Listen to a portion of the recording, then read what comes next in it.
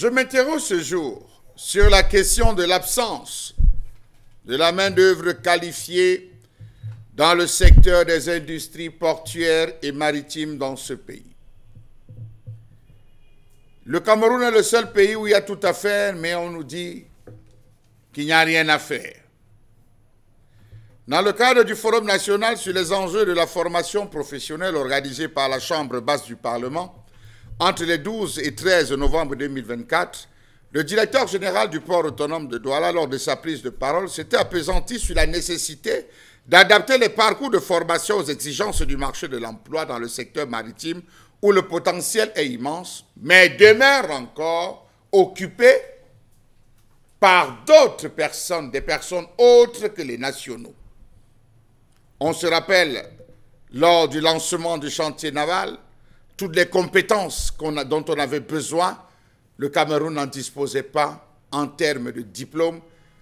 Plein se sont retrouvés à aller se former au Ghana, au Maroc, pour les plus chanceux, les plus nantis. Face aux députés et aux membres du gouvernement, le directeur du port avait suggéré qu'un accent particulier devait être mis sur la cartographie des métiers dans tous les secteurs portuaires et maritimes, de les utiliser comme référence pour les programmes de formation. Il avait suggéré alors de promouvoir des formations orientées vers l'entrepreneuriat dans les secteurs portuaires et maritimes. Quelques années plus tard, notamment en 2025, un autre expert du domaine maritime a commis un livre, L'Or bleu, où il parlait de la question de ces niches d'emploi qui pouvaient être développées et sortir les 75% des jeunes Camerounais du chômage à travers des métiers, des formations de qualité.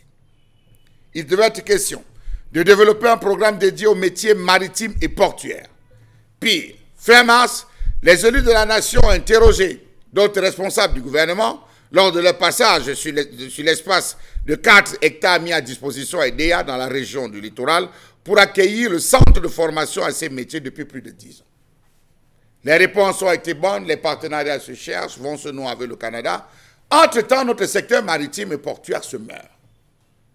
La majeure partie des Camerounais qui ont la chance de pouvoir œuvrer dans ce secteur sont ceux qui ont réussi à faire des formations hors du Cameroun. Pourtant, le Cameroun a toutes les compétences nécessaires pour donner de bonnes formations. Mais qu'est-ce qu'on nous offre?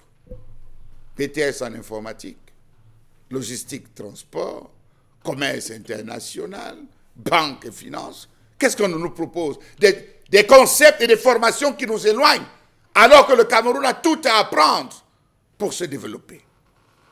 Un centre de certification qui devait voir le jour, je le disais, du côté de sensiblement 4 hectares, du côté des DEA, qui avait-on dit à cette époque, devait développer les ressources humaines pour les ports du Cameroun afin de limiter l'exode des marins vers d'autres pays à la recherche des certificats et des opportunités d'emploi. Comment comprendre que malgré les avancées remarquables, les ports de Kribi et de Douala ne disposent pas de centres de formation, des instituts de formation, pourquoi pas même penser à une université qui devait uniquement diligenter ces modules de formation dans les secteurs maritimes et portuaires pour garantir le développement continu de ce secteur. Contrairement à de nombreux ports modernes qui utilisent ce concept tel que le port Training Center, des ports des Maldives ou l'Institut de formation PPA de l'autorité des ports de Philippines, où plein de Camerounais sont obligés de se tourner. D'autres vont au Ghana, malheureusement se former. Lorsqu'ils finissent, ceux qui ont la chance sont rapidement embauchés, continuent leur expérience ailleurs. Entre-temps, le Cameroun, lui, pour avoir la main-d'œuvre, se tourne désormais vers l'Inde, vers des pays comme l'Inde, se tourne vers des pays comme la Chine, se tourne vers des pays comme le Nigeria, pour essayer d'avoir des personnes, une main-d'œuvre qualifiée, alors que le Cameroun, lui, il a besoin véritablement d'avoir des diplômés dans le secteur portuaire et maritime. Comment comprendre que les ports du Cameroun souffrent d'absence de qualité ou de spécialité de formation professionnelle répondant aux besoins de l'industrie maritime auxiliaire, tels que le transit de marchandises, la gestion commerciale des navires, la gestion des opérations portuaires ainsi que des cours sur la maintenance des équipements. Le secteur maritime et portuaire camerounais connaît un déficit en ressources humaines spécialisées, mais aussi en structures de formation aux métiers spécifiques du secteur maritime et portuaire. Pour le cas des pilotes de navires, par exemple, très peu de centres offrent des formations au Cameroun. Tous sont obligés de se tourner vers l'extérieur pour avoir des formations adéquates. En général, pour un cursus complet, cours théoriques et pratiques, un étudiant titulaire d'un baccalauréat doit passer environ 11 années pour devenir pilote, pilote, commandant de bord. Mais on en a combien au Cameroun? Après les 11, il faudrait faire d'autres certifications. 3 ans, 2 ans, je vous épargne. Same thing, comme disent les Anglais, dans le secteur du chemin de fer. Qu'est-ce qui se passe au Cameroun? Pourquoi ne veut-on pas ouvrir des secteurs porteurs comme ce des ports et le secteur maritime pour permettre à la jeunesse camerounaise de profiter de ces ouvertures que le pays a à l'extérieur?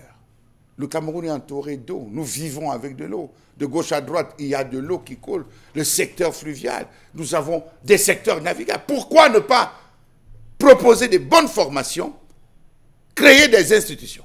Nous avons aujourd'hui plusieurs universités.